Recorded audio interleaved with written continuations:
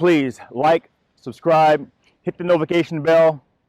T3 Power Ready. If we stay ready, we ain't got to get ready. Let's do it together. To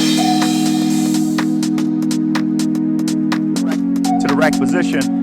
I'm going to start with a upright row. The upright row is how I'm going to bring this bag up here. And then when I come down, I'm going to flip the bag up and I'm going to bring it into the rack position. I'll show you. Upright row, but I'm going to combine that upright row with a bag rotation in the air. So here, you remember the RDLs we did before?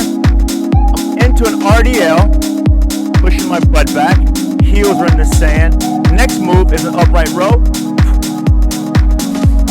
So that's all it is. Here, upright row. Here, upright row. Here, upright row. Here. Practicing that movement is going to get me ready for the bag clean into the right position. So I'm going to show the next movement. The next movement that I'm going to add to the RDL, upright row, RDL, upright row, RDL, upright row, and flip. Bag right here. Stagger stand. I like to do a stagger stand because it keeps me strong in my stand. So back down again. Up. Up.